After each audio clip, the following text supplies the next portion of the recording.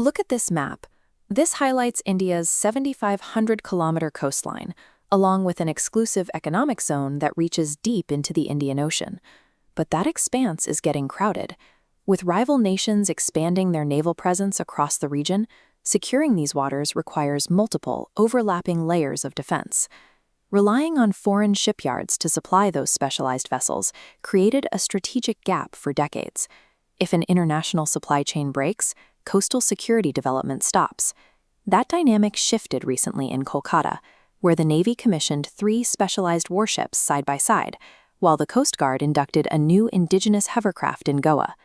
Simultaneously launching 4 distinct platforms establishes an independent domestic pipeline for every layer of India's maritime defense.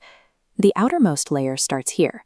This is INS Dunagiri, a Project 17A frigate designed for blue water operations, meaning heavy combat far out in the deep sea. You will often hear it called a stealth frigate. In naval engineering, stealth doesn't mean it is invisible. It means the hull and superstructure are angled to deflect incoming signals, making a massive ship look much smaller on enemy radar. Evading early detection allows it to use its full payload.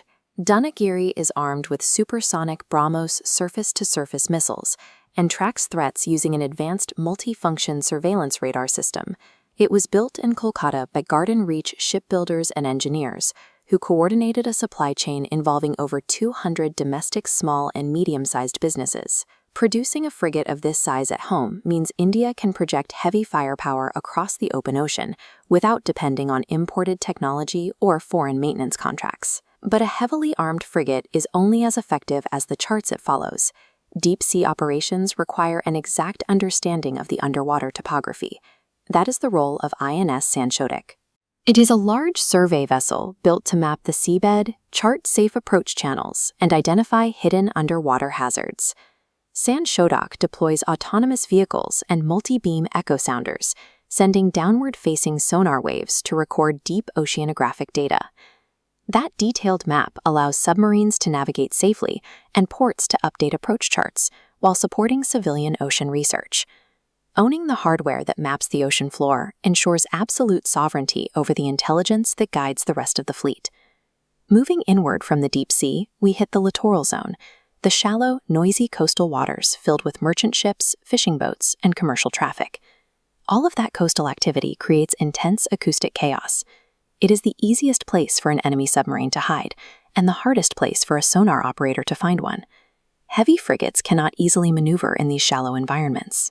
So the Navy commissioned INS Agra, an Arnala-class warship built to move quickly and hunt submarines in these confined coastal spaces. Agra is outfitted with specialized shallow-water weaponry. It carries lightweight torpedoes and an indigenous anti-submarine rocket launcher designed for close-to-shore engagements. Deploying specialized submarine hunters right at the perimeter of major ports removes a blind spot that larger blue water ships cannot cover. The defense layer eventually reaches the shoreline. This environment, the mudflats, sandy beaches, and marshlands, is the extreme edge of the maritime domain, where even shallow water ships will run aground. To patrol this zero-depth zone, the Coast Guard inducted the H-561 air cushion vehicle, built entirely in Goa by Chowgul and Company. This shows the mechanics of an air cushion vehicle. By generating a pressurized layer of air underneath its hull, the hovercraft ignores physical limits like tidal variations, sandbanks, or jagged coastal terrain.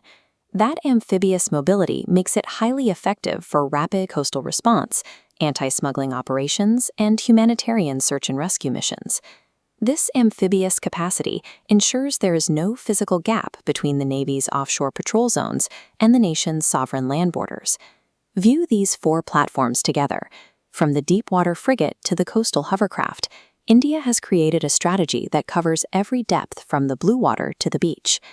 Engineering heavy combat vessels, complex acoustics, and amphibious propulsion concurrently proves the current maturity of the domestic shipbuilding ecosystem.